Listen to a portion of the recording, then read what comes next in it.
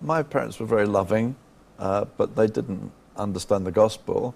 We still lived in an era where you sent the child off to Sunday school somewhere, but the Sunday school I went to was just the nearest church, and we talked about football, and I didn't hear any Christian message. And actually my sister, who wanted to go on the stage, had been to drama college, went to London to go on the stage, began to get small parts, and then met a recent Billy Graham convert, which led to her conversion. And then she came home to me in Brighton, where I was living, and she said, "I've become a Christian." And I said, "We're all Christians." Well, you wouldn't say that today, but you did in those days. And she said, no, I've been born again. I'd never heard the phrase before. I said, "What do you mean, born again?" And then she began to talk to me about what had happened. And of course, it wasn't a stranger at the door, it was my sister. I could see how changed she was. And then she said to me, "Do you believe Jesus rose from the dead?" And I said very casually, "He's supposed to have been raised on the third day, isn't he?" And she said, "So he's alive." And it was the most amazing thing that when she said he's alive, I suddenly knew he was. And I had my own personal encounter and was quite shocked to find it was real to me. And I knelt down in my own home and received Christ into my life that night. It's an amazing story. Were you seeking at that time? Were you Not conscious that there was an emptiness, a need in your life? I don't think so. I suppose there were times when I would, sometimes I lived not far from the sea. I remember going down to the sea sometimes in the evening and just standing there looking out from the promenade and thinking, what are we here for? I don't understand. What is a human being? Why am I on the planet? What's the point? I remember asking myself those questions. It didn't occur to me that the answer was in Christianity. I just wondered, what's the point of living?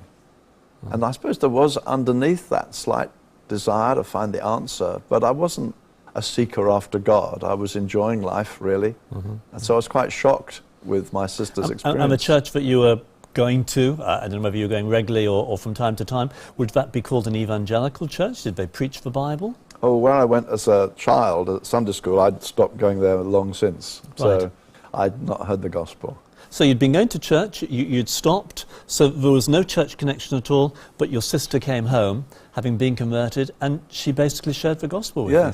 Yes, completely from a cold start, if you like. I think she knew that I was curious and found courage to speak to me, and I disagreed with her at first. I said, how can anybody know these things? But I guess the Holy Spirit was active and awakening my heart. Right. Now, we'd immediately, when someone comes to Christ, talk in terms of partnering with somebody who is going to mentor them, teach them, train them. There was no one there to do that for you, so what happened? Yeah, that's a very good point. It was very real for me because my parents were not Christian. I had no Christian encouragement.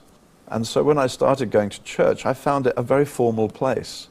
And it's actually said on the wall as you went into the church, do not speak in the sanctuary. So you actually literally went in, took your hymn book and sat in silence. You were not supposed to speak. And as you left, you shook the hand of the preacher and went home. And that was it. And so for me, I found that terribly difficult because when I really began to take my Christianity more seriously, I said, right, I must live this life properly, I lost all my friends.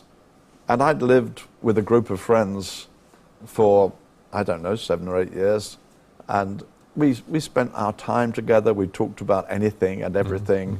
We shared our drinks, our cigarettes, our life. And I'm lonely, and no one's sharing anything. Except on Sunday, you listen to this wonderful preacher.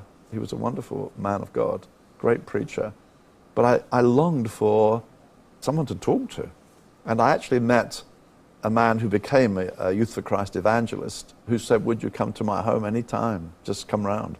Well, that was a lifeline to me. And I literally did. I used to constantly be there, and he was always warm and friendly, began to open up the scriptures to me. And he actually started an evening fellowship in his home, and that to me was a huge help. I began to find friendship.